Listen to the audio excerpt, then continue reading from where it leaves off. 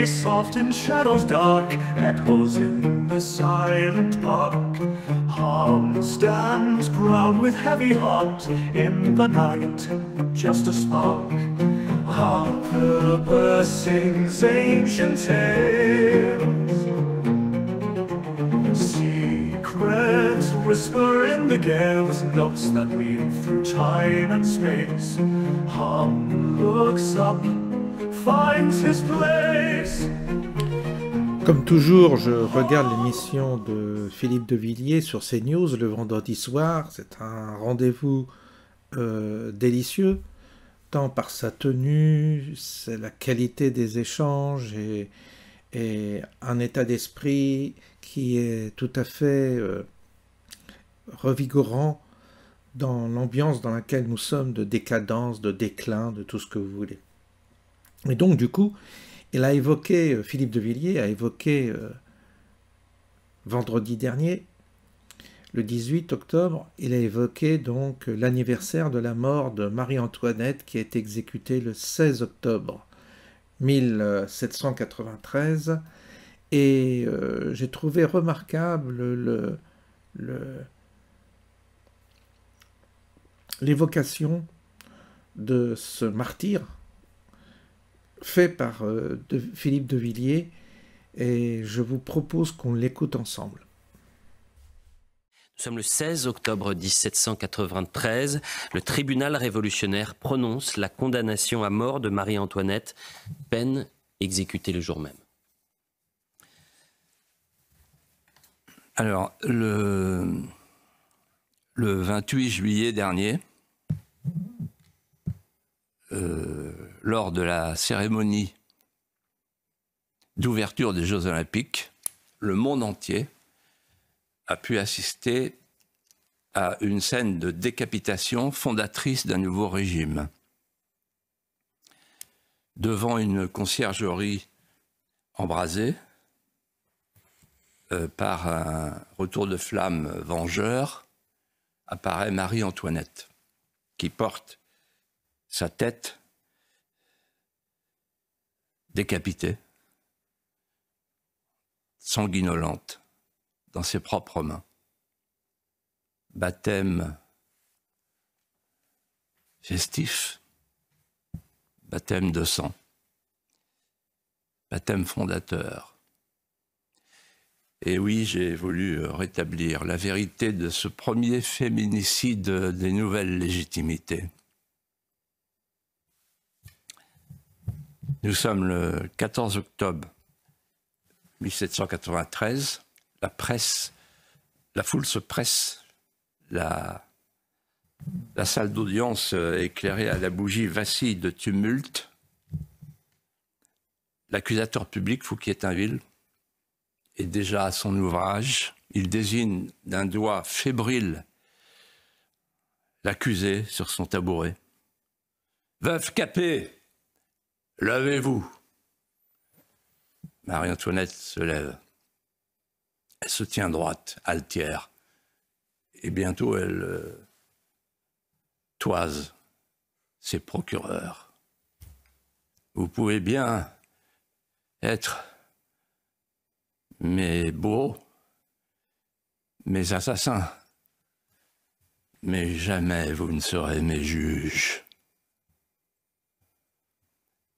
Les jurés ont résolu, avant de la faire mourir, de la flétrir, de la faire souffrir, de la déshonorer. Il lui parle de son fils, de 8 ans et demi. Elle ne l'a pas vu depuis le 3 juillet. Elle appelle son chou d'amour. Avant de tuer la reine, on va tuer la mère. On l'accuse de jeux incestueux avec le petit Louis le dauphin. Elle reste impassible devant la charge odieuse. Alors les jurés, les procureurs interpellent. Et vous n'avez donc rien à redire à cette accusation ? elle se cabre. Si je ne réponds pas, c'est parce que la nature ne peut rien répondre à une telle inculpation faite à une mère. Elle se retourne vers l'auditoire. J'en appelle à toutes les mères qui sont dans cette assemblée. Et je leur demande de déclarer si une d'entre elles peut ne pas être horrifiée par une telle accusation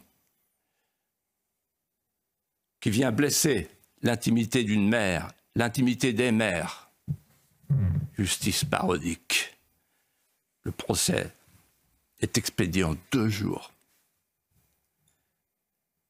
La reine est condamnée à être guillotinée. Elle demande, c'est son ultime souhait, une plume, de l'encre, du papier, et elle écrit. Je désire que ma mort fasse le salut de la France. Je meurs innocente.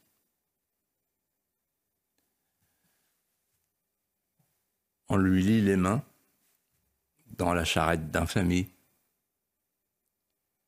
Et sur l'estrade, elle marche par inadvertance sur le pied de son bourreau. Et dit, pardon, monsieur le bourreau, je ne l'ai pas fait exprès. C'est sa dernière parole. Jusqu'au bout, l'élégance française. Jusqu'au bout du sacrifice, l'immolation. Le premier féminicide qui laisse une tache indélébile sur le nouveau régime. Oui, tout est dit.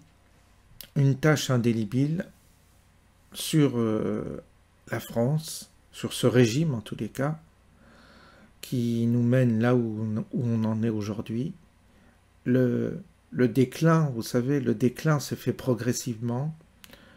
La décadence de l'autorité, la décadence du pays, la décadence morale, institutionnelle du pays, s'est faite aussi au long des années. Et en réalité, aujourd'hui, écoutez, c'est l'addition. L'addition d'un renoncement, l'addition de notre lâcheté, l'addition de tourner le regard, l'addition d'ignorer notre histoire, l'addition de ne pas avoir eu le courage de restaurer une monarchie légitime qui s'inscrit dans une lignée invisible mais réelle de la renaissance et de la proximité avec le monde invisible. Tout cela échappe bien entendu au commun des mortels, mais nous qui sommes habités intérieurement par l'aspect mystique de la fonction royale, eh bien évidemment, nous sommes des exilés, des orphelins dans notre propre pays. Je vous souhaite une bonne soirée et je vous dis à bientôt.